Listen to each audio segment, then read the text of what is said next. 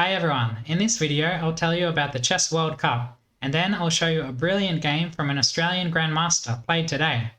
So if you don't know, the Chess World Cup is one of the most exciting tournaments because it's one of the few chess tournaments that's elimination style, sort of like tennis tournaments. So it's taking place in Azerbaijan, and the format is 8-round knockout. So a player gets paired against another player and they play 2 classical games. So with the normal 90-minute plus increment plus an extra 30 minutes on move 40 time control, and that's 1 a day. But if they're drawn at 2-all or tied, they play tie breaks, which is rapid 25 plus 10, and then blitz, rapid technically 10 plus 10, and then blitz 5 plus 3, and then 3 plus 2 blitz, and they keep going until someone wins. So it can be very exciting. There's obviously a lot of prize money. How much? 100,000 for the winner, 110,000. Not bad. And yeah, a lot of top players are taking part. So there's an official website, which is quite handy for the pairings tree. Whoops, you can't see that. Clicking here, pairings tree, will take you to see an overview of the pairings, just like tennis, if you're familiar. So you can select open or women. And yeah, we can already see that these two have played 1-all. So tomorrow they'll be playing tiebreaks to see who faces Magnus Carlsen. So maybe you don't know, but I'm Australian. So I was looking for the Australian players. We have 2 grandmasters, Timur Koibokarov and Bobby Cheng, and 2 females competing, WGMs, Julia Rijanova and Jilin Zhang, sorry for the pronunciation. And you can follow the results on Chess24 like this, in this format, scrolling through and being able to see the flags. And on Lichess you can also find the games by going to watch. This is in Italian, but in English it's watch, and then live streams or something, and these 2 here. And I thought I'd show quickly the game that Timur won today. Timur Koibokarov, who beat Vitaly Bernadsky. They drew the first game, and Timur won today in basically a, what's it called? Miniature. I haven't said that word in English for a while.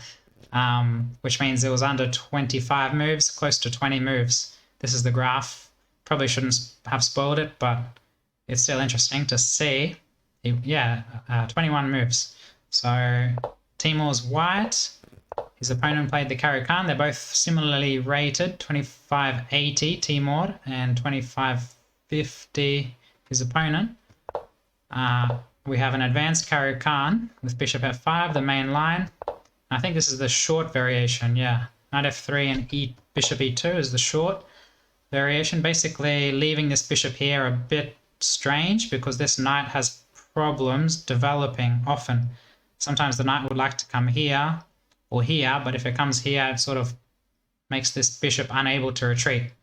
So anyway, this is typical. So black spends 2 tempi to play c5, but they need space, otherwise they'll be blocked in, right? So, and they're also attacking the base of white's pawn chain. And white doesn't even play c3, which is not, yeah, this is, even in Lichess database, c4 is the most common move, which is quite typical. Because black is quite far from castling, so trying to explode or open the center makes sense. So developing, bishop g5, pinning this knight. So it was technically a pawn sacrifice, but white could recapture. It's 2 pawn sacrifices, so they're down 2 pawns. But again, black's king, what's it gonna do? And white gets 1 pawn back, allowing the fork. And this is where things get interesting. I should hide the notation. Queen takes, sacrificing the knight, which black takes. Yeah, sorry, I just momentarily forgot. For knight b5, and this is a very strong move. obviously attacking the queen, but it's sort of a fork because we're threatening knight d6 check, and then the king would be condemned to the center and would suffer. So white sacrificed a piece. Did I mention? So this is a piece sacrifice, a full piece sacrifice. And black here should give up the exchange. So they'll end up with 2 pieces for the rook. Black's best move. I'll put the engine on just quickly. The only move to stay in the game is to take the knight. So very complicated because black takes the pawn. Taking this pawn was also risky because of, I believe, rook fe1, is it? I should have checked this before showing it, but sorry, bishop takes and then the queen gets kicked around, yeah. So very risky, very dangerous position for black. Sorry, this wasn't the game. The game was queen takes b2, which allows this check, and then it's very difficult to defend. Okay, white takes the pawn first and tries to kick the bishop. This is an intermediate move, forcing the king this way. And we have rook a d1, threatening all sorts of discoveries. Black tries to get out of the discoveries. White takes on f6 and plays this move bishop c1, which is a mistake, but it's only a mistake if black sees a very difficult sequence, which is, I believe, queen b5, queen b4, and after bishop d2, black has to play rook b6. That's the only way that this is equal.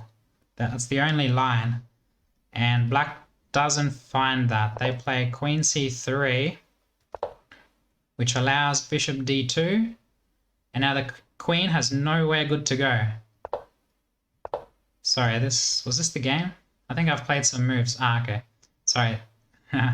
So queen b2 was played, knight b5 check, and black resigned. So, because if the king goes on this file, bishop c3, discovered check, attacks the wins the queen, and that's the only option for the king. So here, yeah, the only saving sequence was queen b4, and after bishop d2, rook b6, only way to survive. So not the easiest. And then, yeah, it's sort of like a trade, and should be a draw. Wow, but very complicated. Anyway, I'll leave a link to this in the description. And I hope that was interesting. I'll try to cover more games from Australian players, and I'll see you in the next video. Bye.